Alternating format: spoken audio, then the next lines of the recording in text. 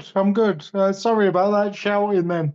Just shouting up to my son. I had to do him honey and lemon because his throat's playing up. But yeah, nice to come on. Oh, excellent. Well, you're on by popular demand, not just me demanding you, but a bunch of subscribers that were saying, you've got to get James on. You've got to get James on. So you Oh, have that's lovely. you have your own fan base already. So for those who don't know, James is a lifelong boxing fan and a Porky's Corner alumnus. And it's James's first time on Canada's boxing channel. So I'm super happy to have you on, and hopefully this will be the first of many. Yeah, definitely. I'm happy to be here. I'll be on my best behaviour. First impressions count, don't they, Paul? Well, like my mom said, I can take you anywhere twice. The second time it Yeah, has to be to apologize. yeah, definitely. Well, yeah, it might be the case. I do apologise in advance. So I see that some news broke this morning. The WBO has broken with tradition. The WBC and others have said, "Oh, we'll back off. Undisputed is most important." But the WBO has ordered Usyk to fight Parker. What do you think of that, James? I think that is fantastic news because I think that Frank Warren et al. Have been sort of dishonest, I would say, in their estimation. I think there's more than meets the eye with the Daniel Dubois situation, and I think as well, they were potentially using that to just, sidestep a potential banana skin in Joseph Parker. Joseph Parker's had a myriad of great wins. He's on the comeback trail, and I find him very him and Ajit Kabayel are the two danger men in the division at the moment, and it's nice to see the WBO breaking with tradition there and actually doing the right thing because Parker, he didn't choose to be in the situation he was in with Martin Bacoli, but you can only beat who you get put in front of, can't you, really? So he's done that. He's earned his stripes. He's really, really been coming back well, and he deserves that shot. So fair play. Do you think, I'm just sort of spitballing this and throwing this out. It kind of sounds silly, but it's been bouncing around in my head. Do you think that the way that Dubois was pulled out of the Parker fight over the viral infection and all the various weird and wonderful stories about that, you think in any way that might have influenced the WBO in their decision to say, hang on, we want to see Parker get a title shot? Very possibly. I mean, for all the politics and the, you know, everything that sort of goes on digitally nowadays, behind the WBO, the head of the WBO and people like that, I think he's called Vasquez, if I'm not mistaken. I I think might be so, yeah. completely wrong. Yeah. They're human beings at the end of the day. And there'll be fight fans like us. All right, we don't agree with a lot of the decisions they make, these governing bodies. And, we're going to talk about it a bit later, I'm sure, about the Turkey and Dana White situation and the positive effects it could have. We don't like a lot of what the governing bodies do, but at the end of the day, they are fight fans. They've got to be fight fans to be involved in the sport. They'll hear what's going on. And if you're head of an organisation and you've got a bit of sway, the whispers can't be. The whispers must be deafening, really. And they've just decided to go with the unsilent majority, which I think is only a good thing, really. Yeah, well, I mean, I did a quick video this morning about the WBO decision. And obviously, the sample size is small, but the people who commented back were all universally in favor of Parker getting a shot. And then I go to some bigger channels and, where the sample size is much larger. And it pretty much seems that everybody feels that Parker deserves a shot. I mean, for Yeah. me, I just want to see Usyk fight a fresh face. I don't want to see another rematch. What's your thinking on that? No, I certainly agree with you. Why does the man, and I've mentioned this on other mediums before, why do we have to see repeated rematches? He's bested Daniel Dubois. he made Daniel Dubois, for all intents and purposes, quit with a jab. You know, Dubois took a knee. All right, there was all this talk about, the low blow. Was it a low blow? Wasn't it a low blow? Take that aside, and he had another 11 rounds to do a job that he didn't succeed in the end. Usyk threw a jab. Dubois took a count, and the fight was over. It was a conclusive knockout, really. Knockouts are conclusive. He doesn't deserve. He doesn't deserve. Really to go again. He was handed the IBF title by email. I know Yeah, that's a controversial. Yeah, it's a controversial viewpoint, but he's put a string of wins together, Dubois, or that have been impressive, but he still shouldn't have been handed that belt. That's Usyk's by right. So yeah, I'm very much like you. I'd like to see him fight a fresh face. For me, it would have either been, as I mentioned before, Ajit Kabayel or Joseph Parker, and I'm glad common sense has prevailed, really. yeah. I mean, for me, I was happy enough if Dubois was going to postpone his fight against Parker so that Parker has a chance for IBF, and I would have been happy for Kabayel to get a chance at Usyk. The right decision, as far as I'm just as a fan, I feel is for Parker to be given the chance. I don't see Parker beating Usyk, but No. I'm sort of I'd be kind of neutral on that. I just want the best man to win. Be honest with you. To be honest, Bob, I'm going to point to another video you've done today about fanboys. Oh yes, Um, yes. fanboys and haters. I'm very much an Usyk fanboy. Nationality doesn't come into it with me in the sport. Me neither. You know, and we mentioned Porky's Corner before, and Russ. Russ says about Usyk, he's a man that you would be quite happy for your daughter to bring home, and that's how I feel about him. He's a role model in a sport where I don't necessarily believe that we should hold boxers out as role models because it's a profession of violence. But he just seems to be the perfect role model. He's fought for his country. He's very, very polite in the face of sort of adversity when Tyson Fury's screaming in his face. Um, he's just, I'd want him to win over Parker. But in terms of just going back to Ajit Kabayel and what you were saying, I think Ajit Kabayel would be more of a nightmare for Usyk stylistically because Yes, Kabayel was, he's the body puncher, isn't he? Which is something you don't really see in boxing. And I think that is potentially Usyk's kryptonite. So, whilst I wouldn't begrudge Parker a win, I think he's great, like you just said there. You know, let's get that fight out of the way, and then Ajit Kabayel needs to step up and get his shot as well. yeah, that would work for me. I noticed just this morning that the IBF ratings were updated on March the 11th, so that's what 2 days ago. 2 days And I see ago. Derek Chisora is now number 2. I was wondering, do you think that they are going to try and arrange this so if Parker fights Usyk, Dubois will have a title defense against Derek Chisora, his last fight, a world championship opportunity? Do you think there's anything to be read into that? Possibly. I mean, you're always seeing people inserted into the rankings with just out of nowhere, possibly. And Derek Chisora just seems to be the kind of man they just slot in when there's nobody else around. You know what I mean? So it wouldn't surprise me. I don't think it's. I don't want to see Derek Chisora in a ring again. Same as I don't want to see Joe Joyce in a ring again. Same I here. think it'll be. Yeah, I think it'll be debilitating to him. I And would. I've mentioned.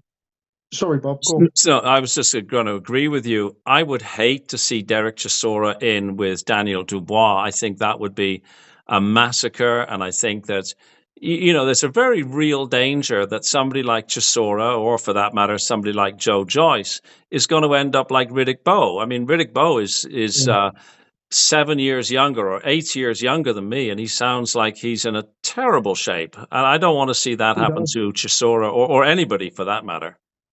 He does. And Riddick Bowe and Evander Holyfield went for a period where he was talking like that, and then I've seen recent interviews with him where his voice and his speech and his diction seems to be a little bit more clear. So I don't know what was happening there, but yeah, I'm the same as you. You know, at the end of the day, we want the fighters to get out with their health.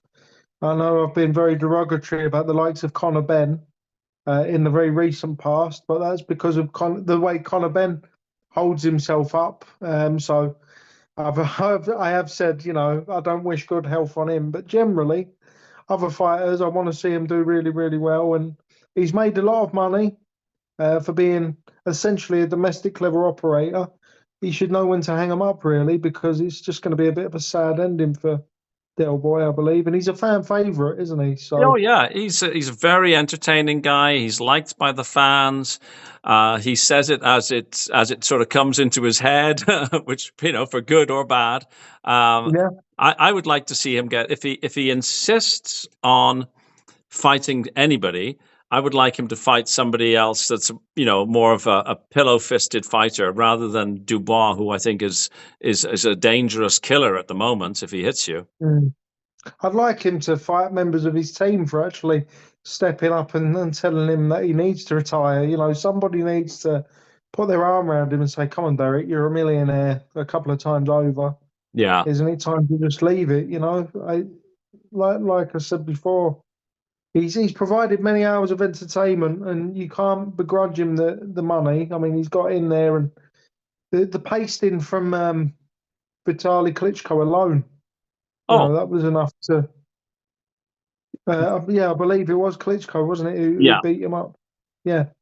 Um, that was a sight to behold. So you just like, no, just leave it. I mean, he's taken many thrashings, hasn't he? Yeah, I mean So let's go. those kind of fights, they I think if we look at the history of the sport, there's only so many of those big wars you can have. They absolutely take time off, not just a fighter's career, but you have to wonder whether or not they take time off the human being's life, right? I mean, Certainly do. Yeah. there's only so many Um, beatings you can get. exactly. And CTE, whilst they can't diagnose CTE while someone's alive, really, they have to look at the brain. And that's a very real and present danger, isn't it? And it's not just him that's going to suffer either with things like that. It'll be members of his family because of aggression, um, memory lapses, all sorts of things like that. So the wider implications for the Chisora family as well, if he continues to fight on, it just doesn't look like a positive outlook. Yeah, So he needs to hang him up. and as a fan, I have no interest in seeing somebody who is clearly on the decline getting into the ring. I mean, I think we all remember, either because we were alive and watching, or because we've seen it on video, the Muhammad Ali against Larry Holmes fight. Yeah. It's sickening. It's painful to watch. There's nothing Yeah. good about this at all. It's no longer entertainment or sport. It's just No. unpleasant. Yeah. And that's the thing. Boxing is about competition, isn't it? And when, Yeah.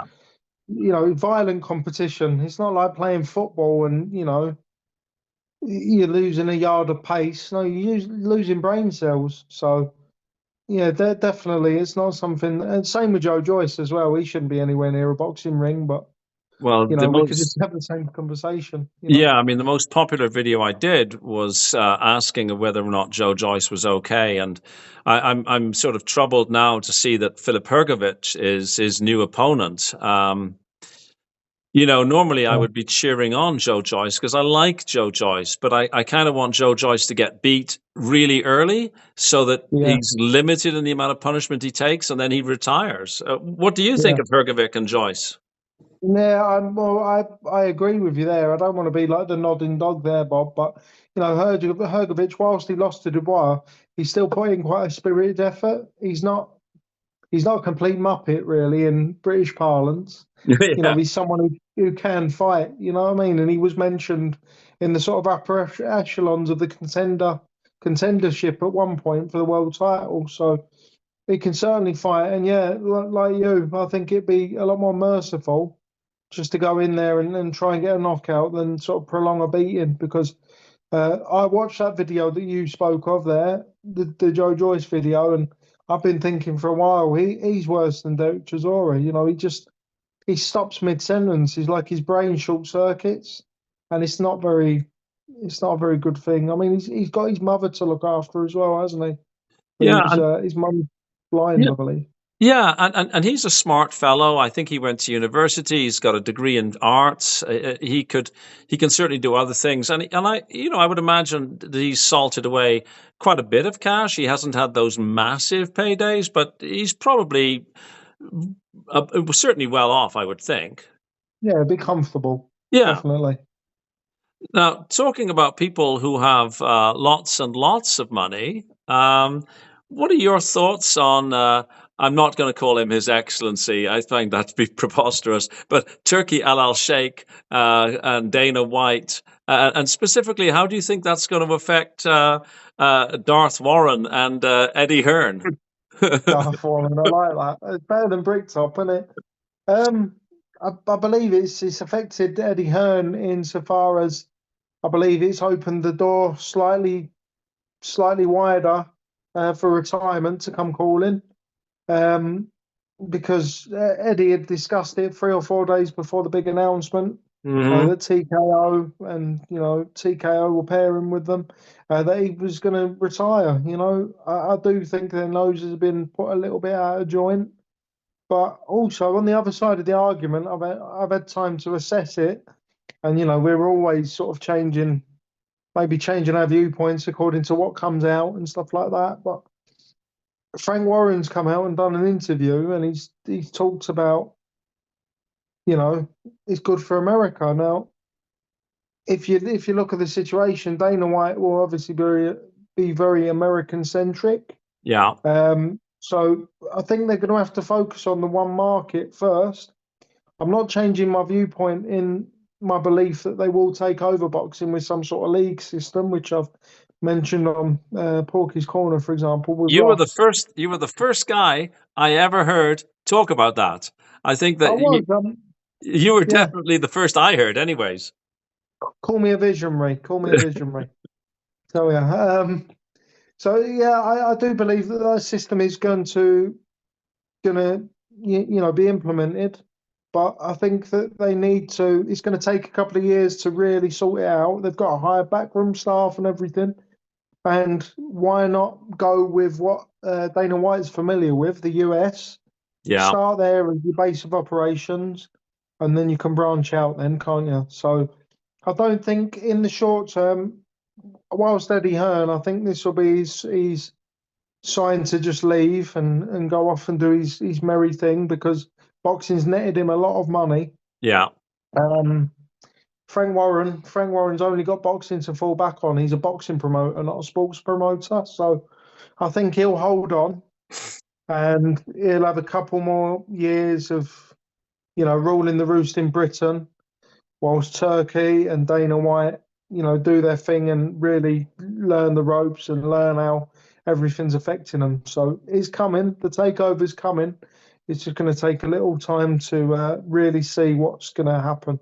I don't even think they know how the league's going to work. It's all very exciting at the moment, but I think it's just the case of we've got the big ideas. We're going to leave the details to people, and that's why they're going to hire loads of staff and they're going to have to bring rules up and stuff like that. So, Well, going back to Eddie Hearn and Frank Warren, I mean, Frank Warren founded his business.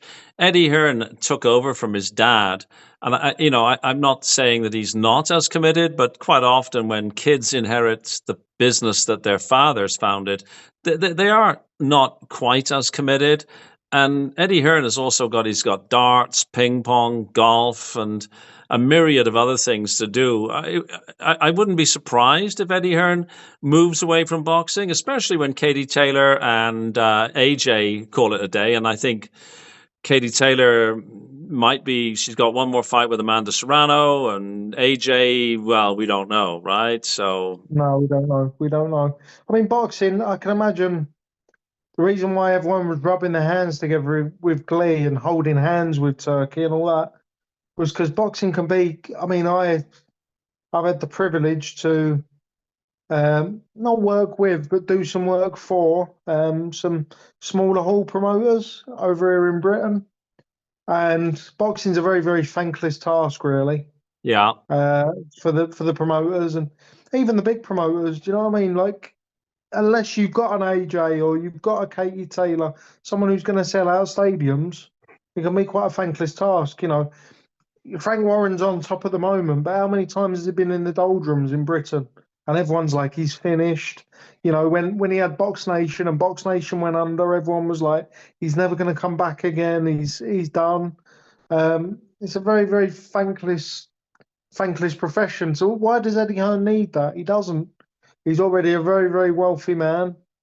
By all accounts, he's I mean, I don't know 100%, of course, but by all accounts, his marriage had ended and he's doing his own thing. He's a single man. He can just go off and enjoy his retirement. He doesn't need to be tied down by the Wild West that is boxing. It's a scummy place, isn't it? Yeah, and So I think Eddie Hearn has got that little piece of fluff. The female boxer. So that yes, uh, the Aussie, what's she called? I've forgotten her name, Bob. Her name escapes me. well, But yes, I think we all kind of know. Although she was appearing next to a former cruiserweight champion the other day, who's also got a reputation as being a bit of a ladies' man. So who is knows? that Ragpaw? Is Hmm? that Ragpaw? No, it's Johnny Nelson. Oh yeah. I know what you mean. I've seen that picture. Yeah. Yeah. Well, So anyhow, one wonders. yeah. So I know. Gets about, doesn't he, old Johnny? he apparently he's maybe not in the Wilt Chamberlain category of ladies' man, but he's certainly popular with the ladies, shall we say? Yeah, he's doing all right. He's doing all right, isn't he? Absolutely.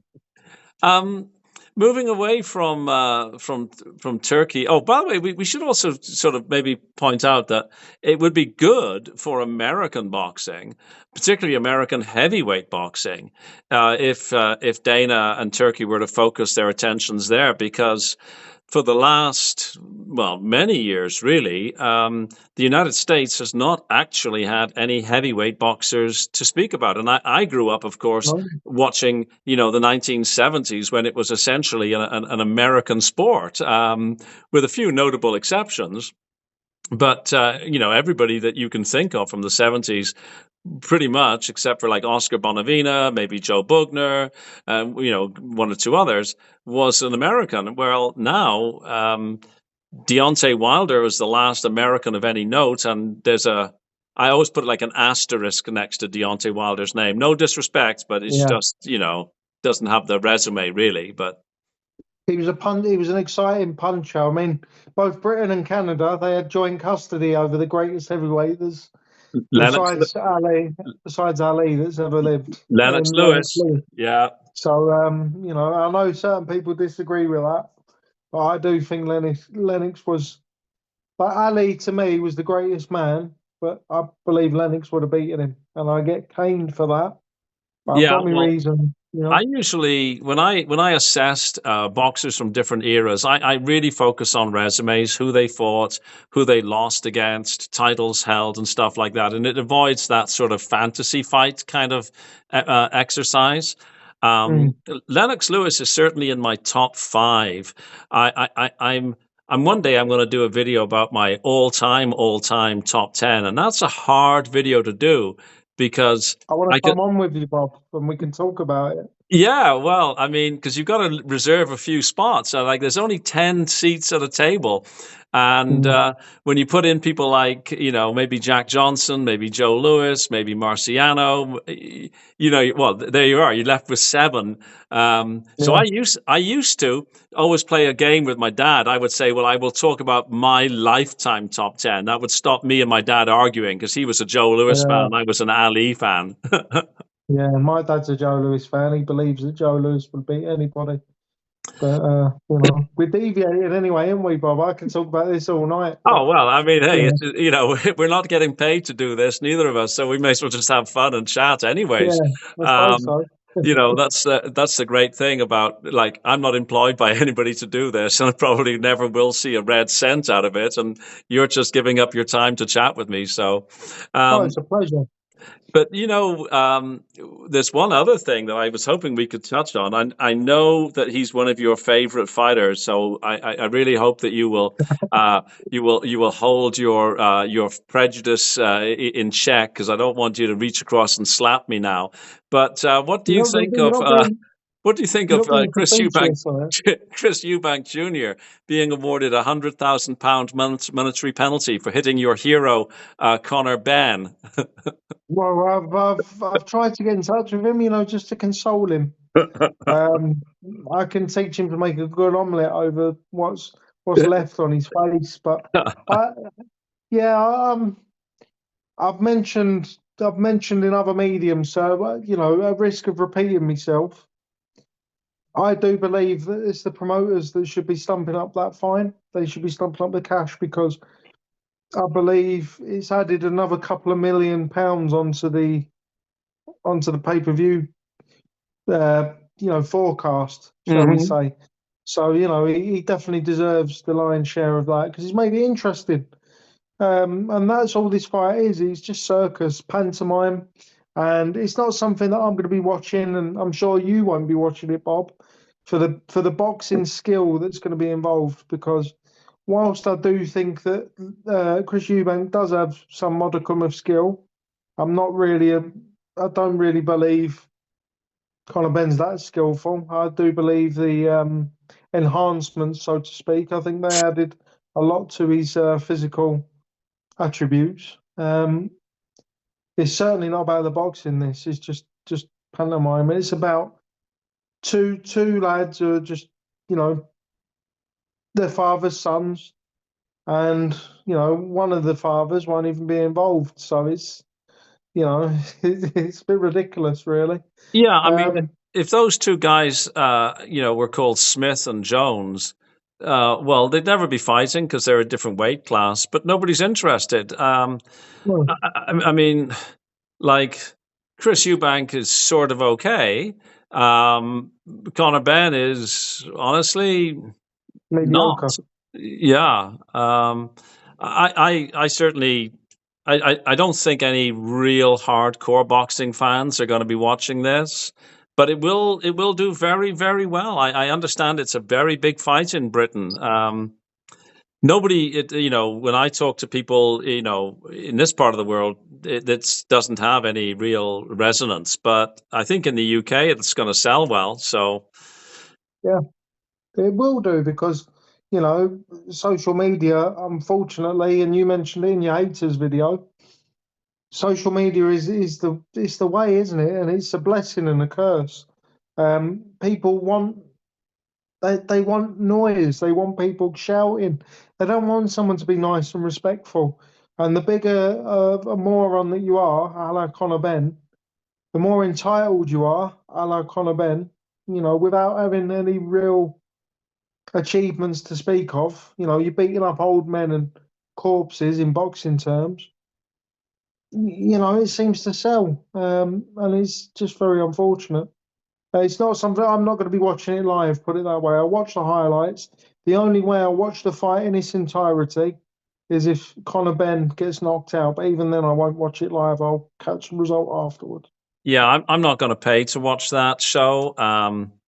For a multitude of reasons. It seems fake to me. It seems like watching the WWE wrestling, Yeah, which it can be entertaining if you walk past a screen and it's on. But then your second brain cell kicks in and says, "Oh, this isn't real." So why would you watch it as a sporting event, right? So yeah, exactly.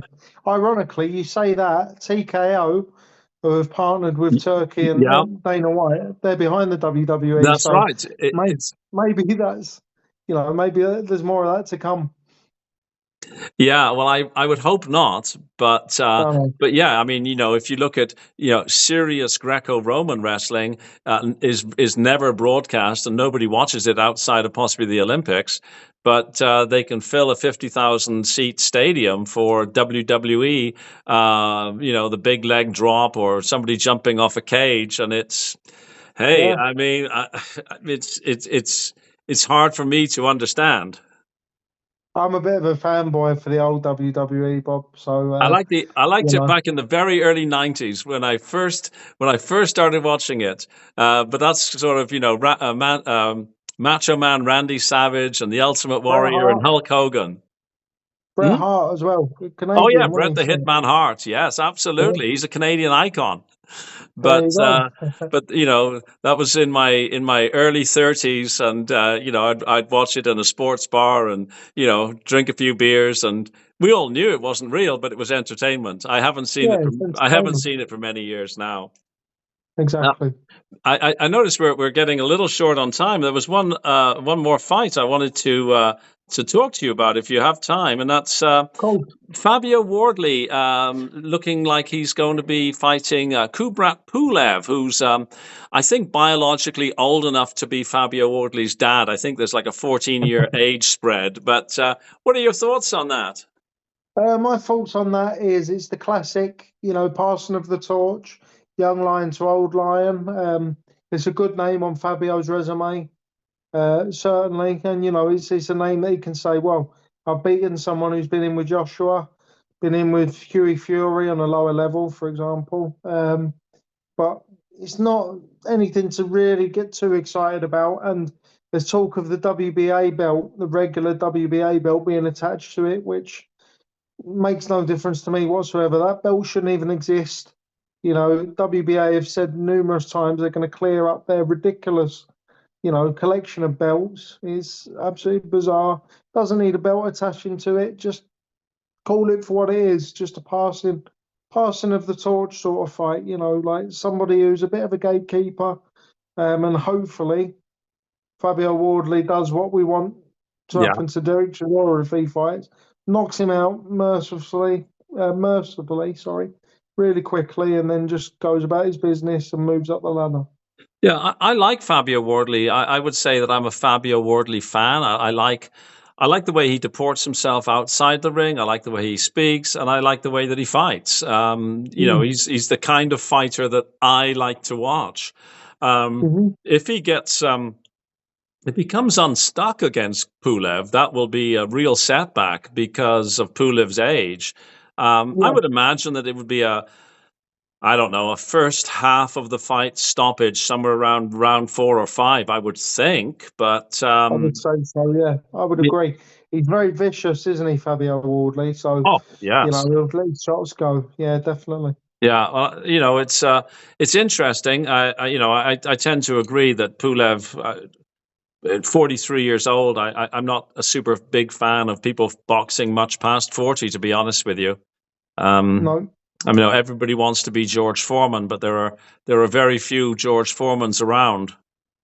I'd say Bernard Hopkins, to be honest. Yeah, yeah, absolutely. Yeah, He's Bernard the Hopkins. benchmark, Yeah, isn't yeah. he? Yeah. But well, my friend, that was awesome having you come on. I'd very much like it if you're free to have you on again, and we can possibly talk about top 10 and many other things. There's always something in our news Yeah, cycle certainly. that So, keeps us interested. and I just want to say thank you to all your viewers as well for suggesting I come on. It's nice to be liked. So thank you everyone, and keep supporting Bob. He's fantastic. Thanks for inviting me, Bob. Oh, thank you, James. So All right. that was James. As Russ on Porky's Corner want to say, women love him, men want to be him. I think that's Russ's Oh, line. yeah, it is. It is. All right, Bob. You All take right. care. Thanks, James. Really appreciate it. See you soon. Cheerio. Bye Bye bye. bye.